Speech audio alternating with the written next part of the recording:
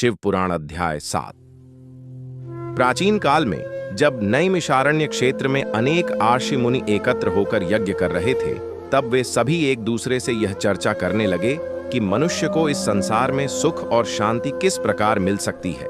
कौन सा ऐसा उपाय है जिससे जीव पापों से मुक्त होकर परम पद प्राप्त कर सकता है। इस विषय को लेकर वे सभी महर्षि सूत जी के पास पहुंचे और विनम्रता से प्रश्न किया, हे सूत जी, हमें यह बताइए कि कौन सा साधन मनुष्य को पाप मुक्त करता है और उसे मोक्ष प्रदान करता है। भगवान शिव की भक्ति का रहस्य क्या है। सूत जी का उत्तर सूत जी ने हर्षित होकर कहा, हे महर्षियों, यह प्रश्न अत्यंत कल्याणकारी है। आप सबने जीवों के हित के लिए जो जिज्ञासा प्रकट की है वह स्वयं मोक्षदायिनी है। अब मैं आपको भगवान शिव के वचन सुनाता हूं।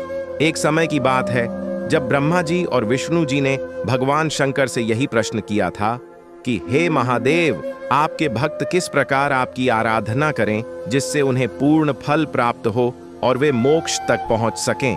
भगवान शिव का उपदेश भगवान शंकर ने मंद मुस्कान के साथ उत्तर दिया, हे ब्रह्मा, हे विष्णु, मेरे पूजन का सर्वोत्तम साधन है शिवलिंग।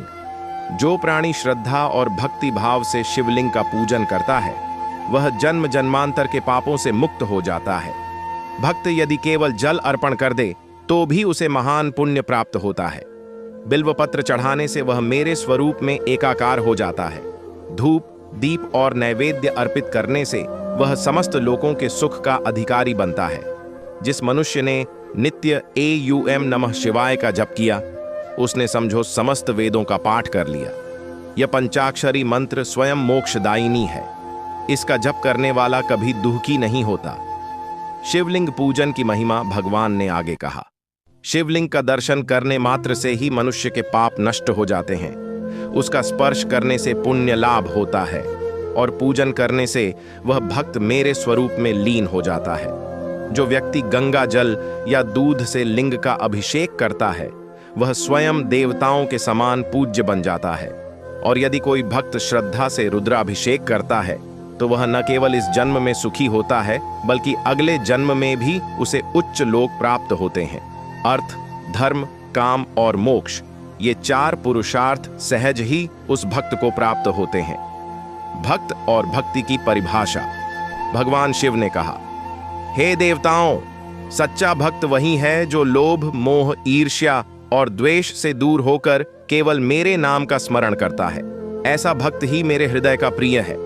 जो व्यक्ति सत्य का पालन करता है, दूसरों की भलाई करता है और ईश्वर में विश्वास रखता है, वही सच्चा शिव भक्त कहलाता है। भक्ति से बढ़कर कोई साधन नहीं, न जप, न यज्ञ, न दान, न तीर्थ यात्रा, इनमें से कोई भी साधन उतना फल नहीं देता जितना सच्ची भक्ति देती है। एयूएम नमः शिवाय मंत्र का महत्व सूत जी कहते हैं, भगवान शिव ने अपने भक्तों को विशेष रूप से यह उपदेश दिया कि पंचाक्षरी मंत्र एयूएम नमः शिवाय का निरंतर जप किया जाए। यह मंत्र आत्मा को पवित्र करता है, मन को शांति देता है और साधक को मोक्ष की ओर ले जाता है। जो भक्त एकाग्र होकर इस मंत्र का जप करता है वह सभी संकटों से पार हो जाता है और उसके जीवन से दुख का अंधकार मिट जाता है। साधना और उपवास। इस अध्याय में यह भी बताया गया है कि सोमवार का उपवास और शिवरात्रि का व्रत करने वाले भक्त को विशेष फल मिलता है। सोमवार का व्रत करने से भक्त को ऐश्वर्य और समृद्धि मिलती है।